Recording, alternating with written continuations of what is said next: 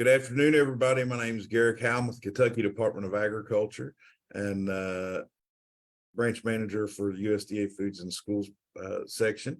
And I wanted to welcome everybody to today's in the hot seat for our ACDA organization. I'm blanking right now. Sorry. This never happens to me. But today we wanted to talk with, I want to talk with some of my counterparts in other states, specifically about the future of bidding from a state agency's perspective. And you may have listened in on the past few episodes where we've been talking about this topic, but each episode has been focused on talking about that topic with different stakeholders and different stakeholder groups. So today is that perspective from state agencies. And I've invited some of my counterparts from across the country to discuss with us today in our hot seat. And our guests for today include actually three folks that I've known for quite some time, and I'm very excited to have them here and excited to have a conversation with them. And to be honest, in Kentucky, we don't do a lot of bidding on behalf of our districts. That falls specifically to the district. So I don't have a whole lot of perspective from my own. So I'm excited to learn from them. So I want to take a second and give you all the opportunity to introduce yourselves and take a couple of minutes to share what your name is, what organization you're with, your title, what do you do with your organization, what's beyond the title, and what stakeholder membership you're part of, which would be state agencies. And then if you don't mind to give a little insight on what you've gleaned from your ACDA membership through the years. So with that being said, we'll go ahead and I'll start on my screen to the left, top left, which would be Angelise. So we'll start with you. Alabama's always first, it seems like. All right, War Eagle. Anyway, my name is Angelise Lowe. I'm with the Alabama State Department of Education. I am the program director for our child nutrition programs. What do? Our office, we administer several of the USDA FNS programs, such as the National School Lunch Program, the Child and Adult Care Program, Summer Feeding, the Food Distribution, TFAP, which is the Emergency Food Assistance Program, CSFP, as well as our state cooperative, which we call the statewide purchasing program. We have about 156 of our SFAs out of 190 who participate in that program. And we have 2 commercial contracts with distributors who serve about 3 regions throughout across the state. So we bid food and non-food items through that cooperative. Okay, I am from the stakeholder is state agency. And what have I've gotten out of the ACDA membership is, having served on the board for a few years, participated on the planning committee and several other committees, as well as attending the conferences, I have been able to build a network of knowledgeable cohorts, such as Garrick and Dara here, and hopefully Randy in the future,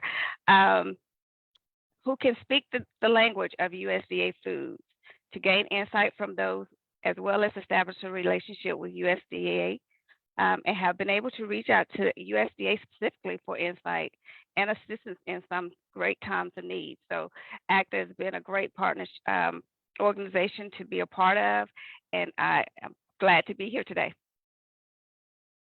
Great. Thanks, Angelise. We're glad to have you here today. Appreciate you.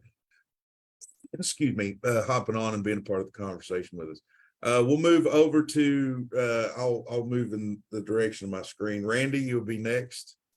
All right. That's going to be hard to follow. You got it all listed there. It's like, my name is Randy Jones. I'm with the state of Wisconsin, part of the Department of Public Instruction. And my title is Assistant Director, and I'm over USDA foods programs and also procurement and compliance with the SFAs.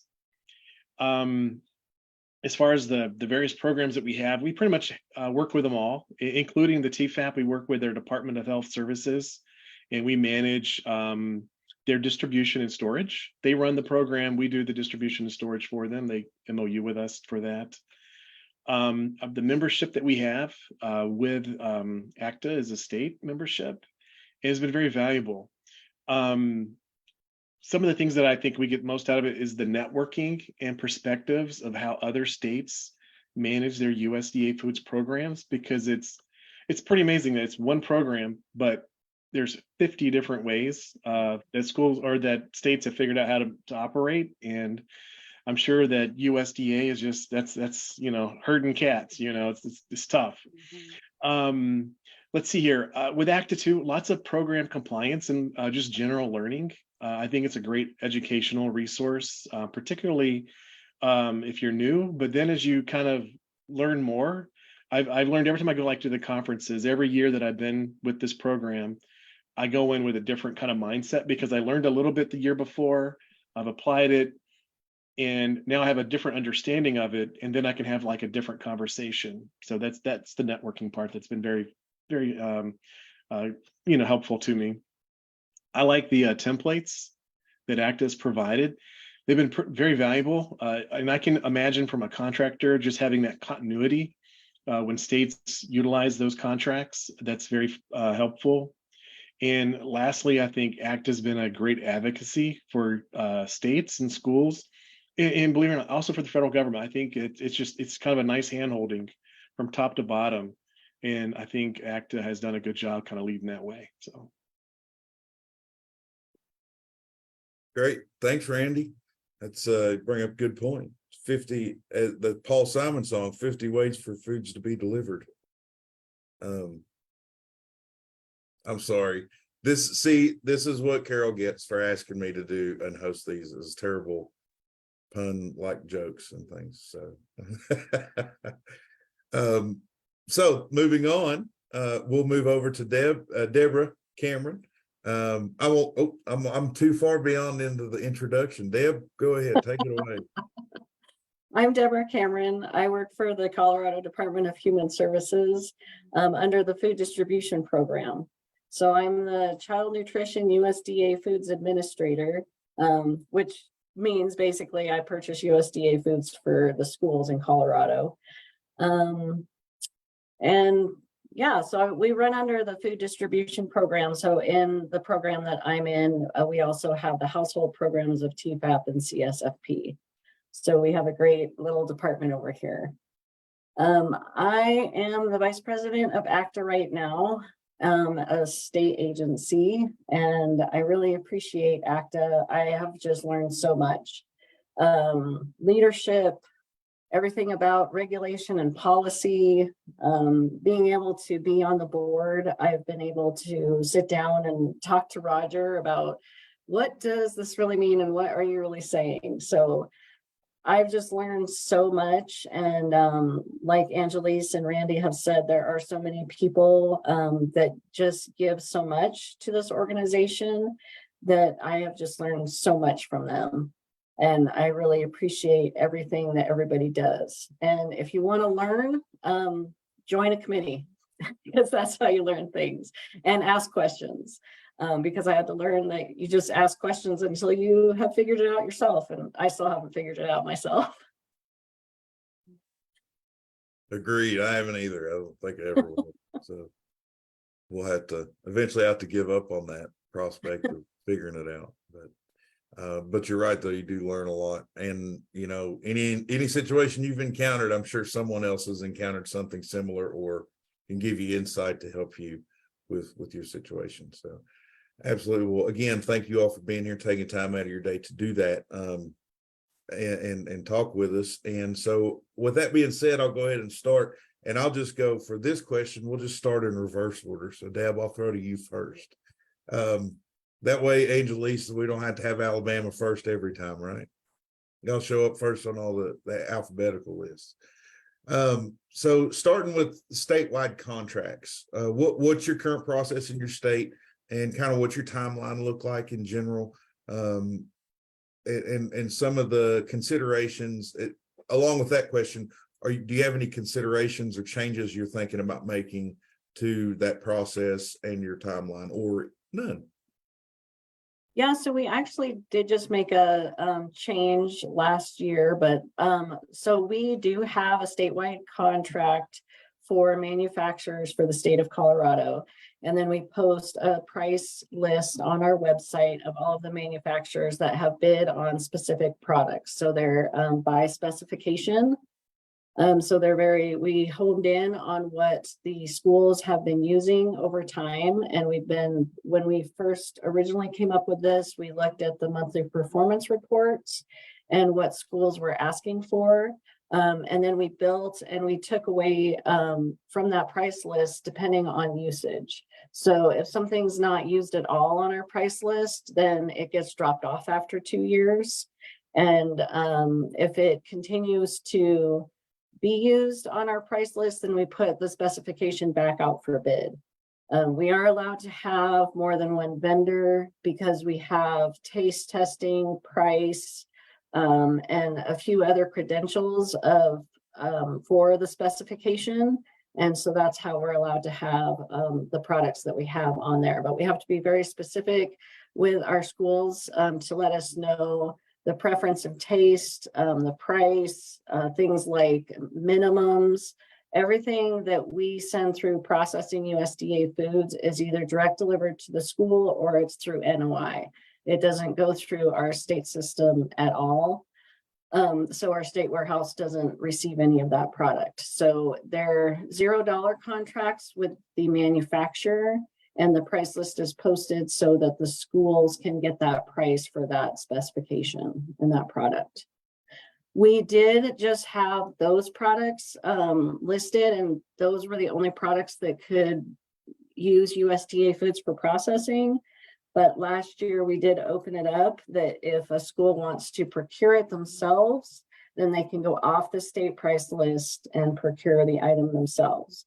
So then we had to create resources with our Department of Education on what procurement is, the methods of procurement, and the regulations that you have to have for using USDA foods. All right. Thank you, Deb. Sure. Randy, what's been look like up in Wisconsin with you all? All right. Well, let's see. We have 13 state processed products. So it's been upwards of 15 plus, but right now it stands at 13 that we have. Those are all fee for service contracts. They are, I believe all of them are now on a 3-year rotation, 3 to 4 years before we have to rebid those. We try to bid 3 to 4 products, maybe a year. And the reason for that is there's so much involved, not only on the state side, but we're taste testing with the schools, so there's a lot of involvement with stakeholders, and that's really about all we can manage. In addition to the state processed products, we do have warehousing and distribution. So we have one contractor that handles both. And then we have contracts out for our USDA Foods order management system and inventory management system. So those contracts are, well, that one's kind of every 5 years, and the same as with the warehouse, which we got to go out here in the next couple of years to get, which it's a lot of work, I always, when schools tell me it's a lot of work, I'm like, you're preaching to the choir, because yep, I know it. Some contracts require a lot of work. Let's see here, how it works in Wisconsin for our direct delivery. All of that flows through our contracted warehouse, and then their commercial distributors will come to, schools who have commercial distributors will come to our warehouse and pick up those schools that they're contracted with, their food. That helps us with aggregation whenever we're ordering full trucks. And it also allows us to kind of leverage that for all the schools who do state delivery. So we also have state delivery. So for those schools who, for whatever reason, don't have a commercial distributor, we'll work with them to get their USDA foods delivered to their school location. What are we doing as far as like looking forward and figuring out what's next? Just figuring out better ways to connect with our schools, looking for opportunities to see where we can make the program better. Right now, we're doing a lot of contracting with our USDA food system, in adding in a lot of like transfer capability, tracking of pounds, in addition to the order management and inventorying. So we're looking at to maybe connect better with the schools there. We understand that the schools, there's a lot of buying groups, so that's growing a lot in Wisconsin. I'm sure in other states is growing as well.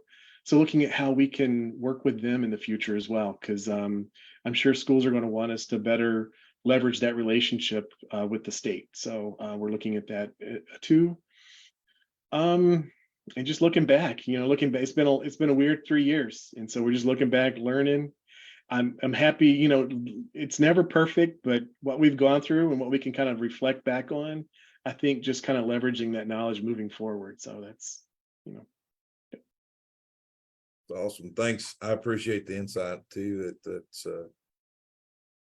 I would venture to guess as state agencies, we do a little more, we usually end up playing a little more of a role of reacting than proacting, I guess, as the phrase is. But, we kind of have to wait for the markets to show what they're looking for and get those feedbacks. It takes us a couple extra clicks and sorting through some things. So, yeah, thank you so much.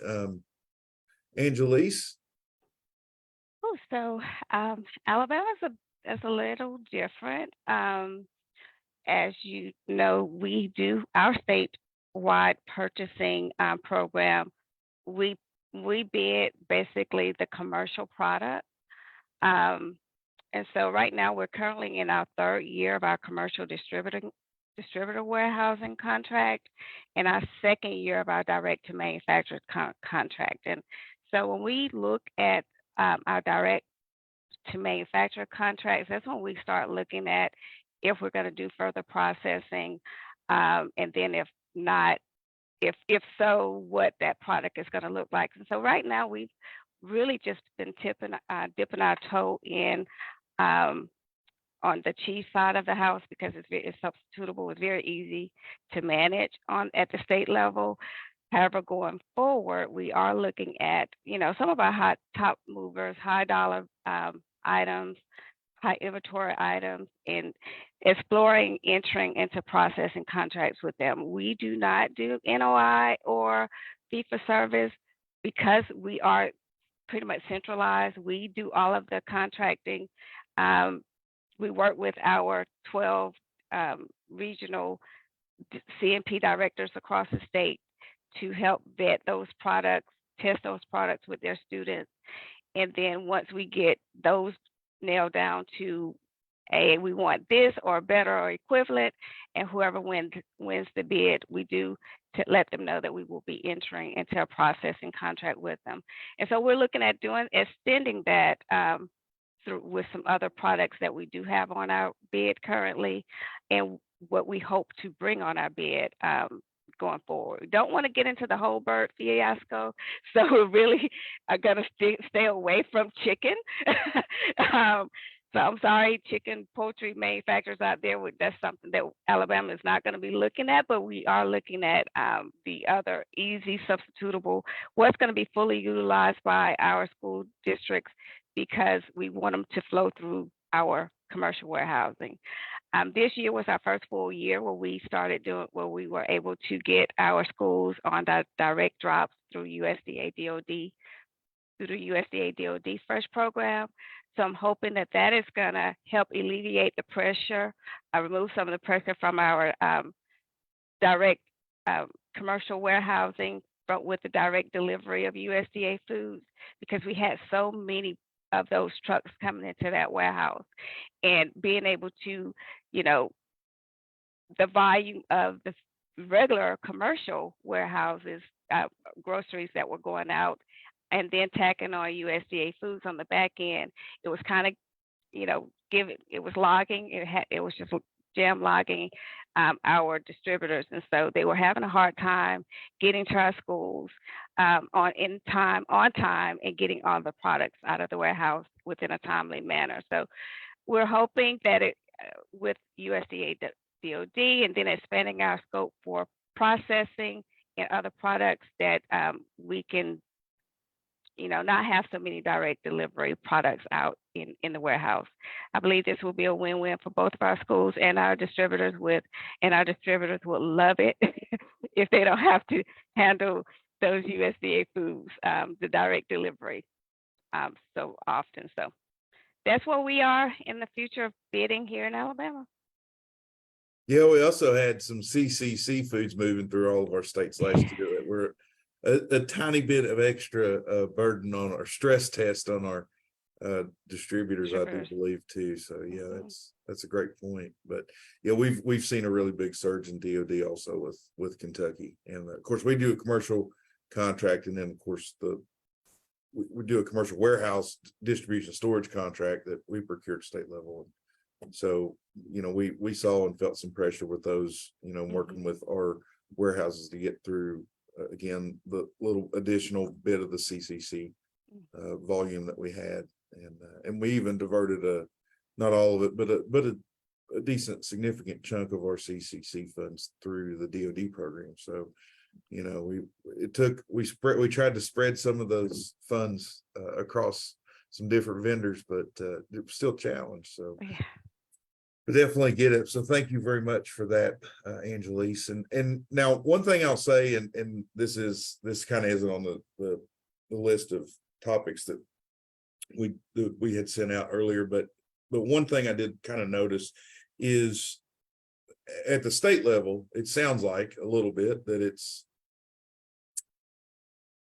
I'm trying to think of the phrase I'd like to use that's, you know, it might be a little challenging to get very specific when it comes to the procure or bidding process.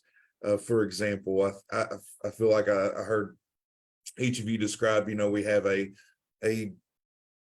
pot of X number of items that we bid, and you know, and it's not to say you're not doing enough or too much. That's not the point. But you know, 13 or you know, 20 or whatever X number of these products. So it would it be right in me to interpret that as, you know, at the state level, it's a little challenging to find consensus for all of our RAs that are going to be utilizing products from those contracts.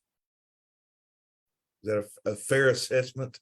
That we keep this list small because number one, it's manageable, but number two, these are the things that we find to be most commonly used among most RAs. I guess I'll take that from this perspective of the USDA processing that we do is what's commonly used. It's pizza products normally, or tacos, quesadillas. It's normally products that's gonna move. They're gonna menu them frequently, and so it's just easy. We know that it's gonna move out of the warehouse, and it's not gonna just sit. And so we look at what we know our schools they need, and they're gonna utilize on a regular basis. Yeah, and then because I'm sure as part of the invitation process for those vendors, you're having to provide some form of projection of volume, and so you want to be pretty confident. Okay, well, sorry for the side tangent. I picked up on this, and that would be naturally a little challenging at the state level. I don't want to say to appease all RAs, because that's, you know, that's not, I don't want it to sound negative that way, but you know, not everybody's going to use the Freddie Joe Mac taco filling in all their taco days across the whole state, you know, so maybe that's not one that would go on a bid. So all right, sorry, we can Randy. Yeah, I'd just like to add on to that. For a lot of our state processing, that's going to be a lot for the schools who aren't participating in direct diversion. So we're trying to really just kind of supplement what's available through direct delivery. Yeah. And we're meeting with those schools. And so we when we're going through the list of like products that'll be available for direct delivery in Wisconsin, we're also talking about the products that we will go out and do state processing so that they can have access to that. That's just another maybe angle on that question we was asking. Okay. Mm-hmm. Okay. So just with input from RAs, you're identifying products that are really, I don't want to say baseline, that makes them sound like they're low, but hey, here's standards across the board for everybody that we're going to be able to, of these products. Yeah, and we use an advisory board in our state. So we go out and ask the schools what specifications they would like. And then we have a committee that helps us write those specifications. So we know exactly what we're looking for, and they also help score them as well. So it's really important to get their buy-in and really have their advice because they're the ones using the product. Yeah. Okay, great.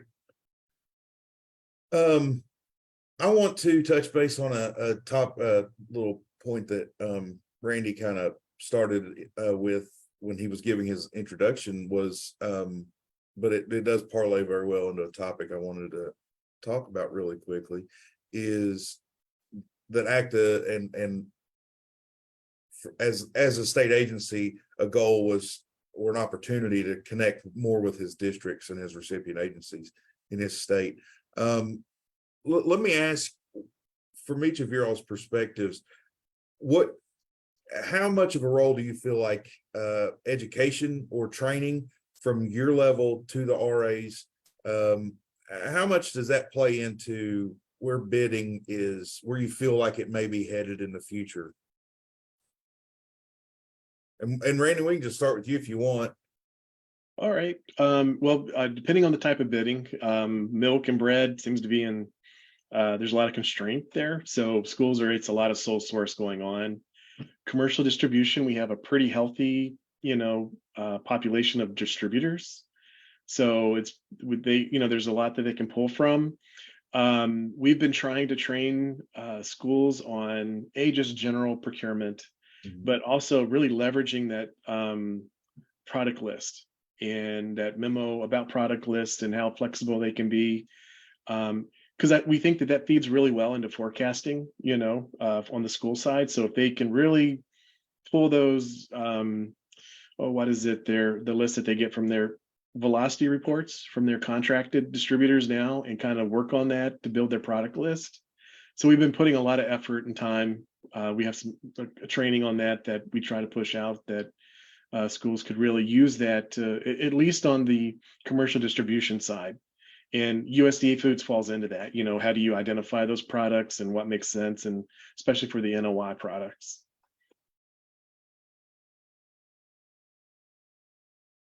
Did that get all that answered for the contract? Oh, I love it. I love it. I think it's wonderful. Angelise or Deb, anything you'd like to add in that regard of kind of the training perspective?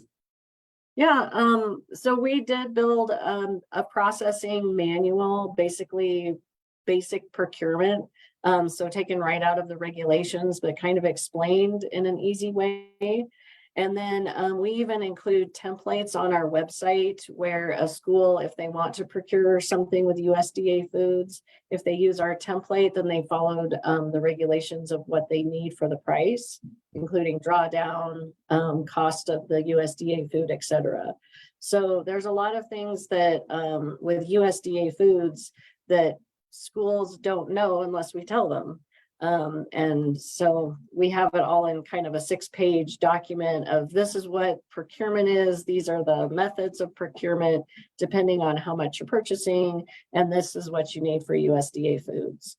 And then we do a lot of training because, of course, we have a lot of turnover of our RAs, directors. And so we try to do training quite a bit throughout the year, every year for new directors so that they can get on board and understand the whole processing process.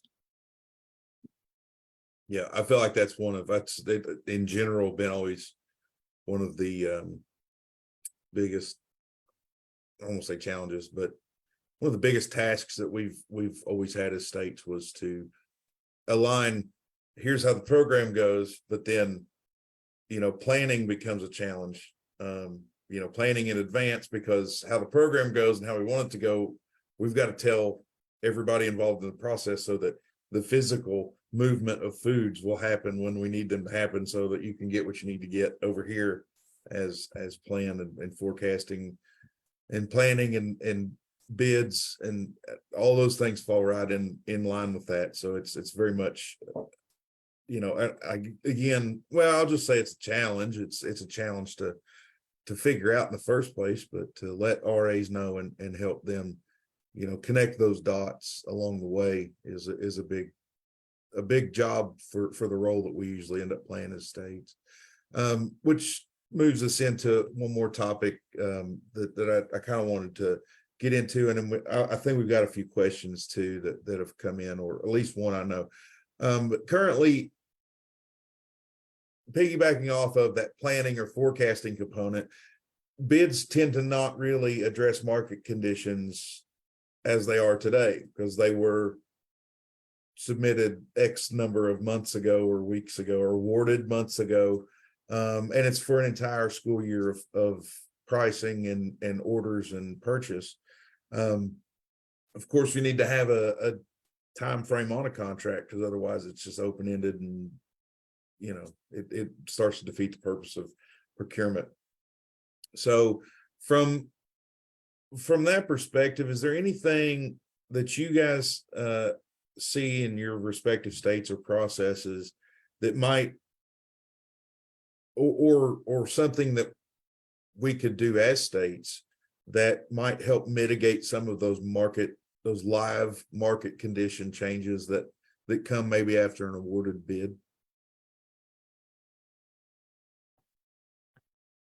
Well, for Alabama, we tell our schools that if you have a bid, that you should always have an escalation, de-escalation clause that will allow prices to be lowered or raised with proper documentation, of course, market analysis after the contract is signed. And that's just fair, not only to you, or it's just to help you build that rapport, have a strong relationship with your manufacturer, with your vendor, because you don't want to just have them stuck into. Look at what happened during the pandemic. We wouldn't have had any product had we been so hardline and you can't raise your price because you told us this is what your price was at the beginning of the contract. You have to be flexible and use those, force majeure clauses. You've heard all of the woe stories in the news. With the Ukraine and Russia war, we knew that whole grain was going to be an issue, and that's the heart of our menus. And so we have to be flexible and have those clauses in our contracts so that our vendors are not stuck for a whole year at a fixed price. We ran into almost that exact situation, and it just stopped short of encouraging our vendors to, they have an opportunity as the contract was laid out to adjust their prices and case delivery fees. And, I don't want to say we encouraged them, but we almost had to encourage them, like, hey, go for it. You're allowed to. And, Right. we know things have changed. And so, yeah. Yeah, fuel, have that fuel surcharge clause in there, because we saw the price of gas go through the roof, and we want to keep those trucks rolling, and so we know that's going to take gas in order to get that truck to our back door. So we just have to be flexible. And so in our contract we have a 180-day clause. So every 180 days, if you have the correct and you have good market analysis to support your increase request, then you can submit that to us, and we'll honor it. Yep. Anyone else want to throw in on that? The only thing, two things maybe I would add, because I think that pretty much is covered, is we talked to schools a little bit about delivery, expecting being a little bit more flexible because there's not as many drivers, and storage costs are a lot more expensive. Distribution costs have doubled, tripled, depending on where you're at. So so maybe working with your distributor or whomever to maybe, instead of 2 or 3 times a week, you got that 1 time a week. Maybe that'll help keep your costs down. And I know it's not really a USDA foods thing, but we've been pushing a lot of local. Don't be afraid, to buy local. I know during the a little bit after COVID, but definitely during the supply chain constraint, like ground beef locally was a lot cheaper. I don't know if every state has that, but there were some things that were just a lot cheaper when you bought them locally from a smaller vendor than it was to your distributor, just because it's all about access and getting that those products in. And that really helped us when we applied for the LFS. We were already kind of going down that route, and we've seen, pretty big success with that. So yeah, that's the only thing I would add. Thanks. Deb? I'm gonna use that word, forecasting. Teaching our REs to forecast and really think about the pounds that they're bringing in. I encourage my REs to fill out calculators, and I have all of our manufacturers' calculators on our website, so they're easy to access. I have a lot of great brokers that will go out to the schools and help them fill out those calculators to see exactly what they'll be using for the whole year in pounds. And then just communication if you're not using those pounds. Because the more you do that, the manufacturers will see that we have been using the pounds that we requested, and that helps with the price.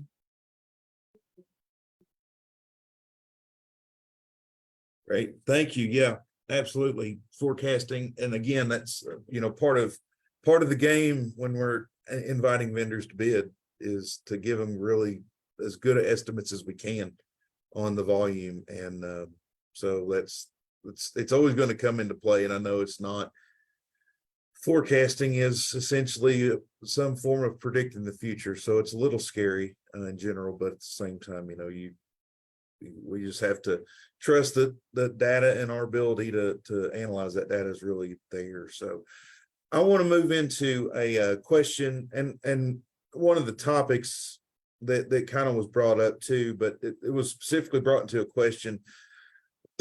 I'll read the question, and I'm going to do my best to kind of streamline the kind of what was being asked. The question is, from your state agency perspective, would it be deemed beneficial to your RAs to have access to a standardized document that was specific to your state? This would be I believe they just use Alabama as an example, Angelise. So don't worry, I don't think anybody's putting anybody on blast. But for an example, Alabama, a state certification and affidavits standardized document that no other RA except those in your state would need or want. They would use this in their formal bids, so every processor responding to an Alabama commodity bid would see and complete the exact same document for every Alabama district with a commodity bid. Then there's a caveat at the end of this question that if the Alabama RAs don't do their own commodity bids because the state agency does, in your opinion, would this be deemed to benefit if they had to?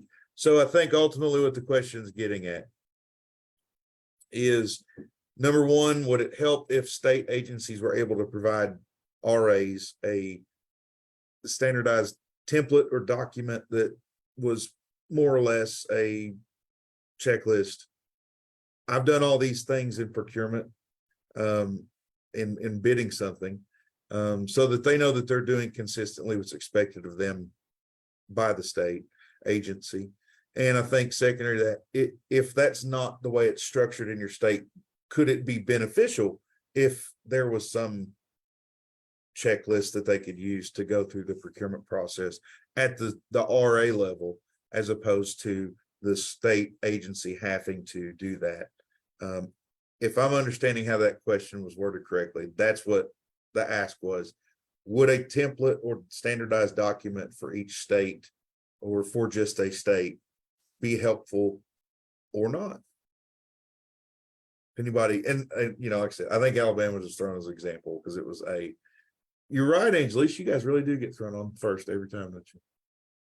Deb, any thought on that? So my state is broken up into two different departments. Department of Education does all the reviews and all the procurement reviews for our state. And I procure USDA foods for the state. So I don't really know. I don't know how that would work. And then I also don't know how when it goes down to the school district, if they have to follow other rules that beyond what the state is. So that's my answer. And so to piggyback off Deborah, that's where I was going to go is we tend to not, I know they ask for templates, our RAs ask for templates all the time, but because there's so many rules at the local level that we're not familiar with, we just don't know what all they will need. And so it will be great. Of course, templates, anytime you have a template is good to have, but you want to make sure that they're able to put in what their rules are and make sure that they're following their rules and their local policies and procedures as well. So have us start, but just emphasizing and training them on where they will need to ensure that they follow their process. So it could be beneficial, but it will be another training tool. And from Wisconsin, just to acknowledge, we're just from our records alone, we've seen a lot of turnover at the RA level, a lot of food service directors. I mean, it's over 50%. So that's one thing that we've tried to accommodate is providing some templates. So we do have some out there, but I can't say they're all specifically for USDA foods. Most are for bread and milk, but our prime vendor one, we have a couple of those. And one of them does accommodate USDA foods. And whenever they're procuring that, it's one of those things I tell them, just don't overthink it. You know, USDA foods, it's just another product that you're bringing in commonly from your distributor.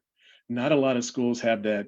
They're going straight to the processor and having it delivered to their school, just the big schools. And even then it's becoming less common. So we do provide some templates, but like everybody has said, you need to be careful. You know, we have a lot of local control in Wisconsin. Those local rules are very important, but we have seen too at schools that when it comes to the food service department, when we're there talking, even their business office, a lot of them will just defer because they do so much purchasing compared to other departments at the school. So even they'll have different like thresholds for purchasing just because of that reason. Great, thank you. Yeah, it's again, I feel like that's, you know, sure there can be a baseline template, but there's definitely high potential of some local, you know, I don't say restrictions, but local further work that would need to be done to satisfy local procurement rules within a district. So it's an interesting question. That's why I definitely wanted to pose it. I just wanted to kind of get to see where you all were with that. So we're in a similar situation as Deb in Colorado. We're split between education. They're definitely the procurement gurus. Like I stay out of their lane when it comes to that stuff. I don't want to tell somebody something wrong. You know, it's much more beneficial to say, I don't know, let's find out from the people that do, than to say something that's not right. So, so that being said, you all, I really appreciate you taking the time out today to talk about kind of where you see bidding in your state and where kind of you see bidding heading, you know, in the not so distant future. It's been very insightful for me, and I hope for anybody that watched and tuned in today that to glean some insight on that from the state perspective. Is, you know, sometimes I feel like sometimes we get the rap, state agencies, maybe we just arbitrarily decide this or that's going to be helpful or not helpful and decide to help with this or not help with this, you know, specifically. But, you know, there's always a lot of moving parts, and not just nationwide 50 ways to deliver food, but, you know, even within the state, there's 120 counties in Kentucky. So there's that many plus more ways that they've got to work around things too. So thank you so much for your time today, Angelise, Deborah, Randy. I appreciate it. And hope anytime we have a hot seat, if I can call, if y'all can be on, it would be wonderful. I'd appreciate it. Enjoy talking with you all and catching up on top of it. So that being said, I'll start to bring things here to a close. I want to again thank all of our guests today. Thank all of you for tuning in on our hot seat discussion. I appreciate the work of all the state agency members that benefit America's families. You know, it's a lot of work, and I understand that too, as one of you all. And So thank you so much for that effort that you put in. And we look forward to seeing and catching up with you all, in St. Louis in April. And hopefully in some events and meetings before then. Before we close out, I just want to let you know that our next ACDA in the Hot Seat event, we haven't scheduled that yet, but really what that tells me is that somebody out there's got a great topic for us to set up our next in the hot seat discussion.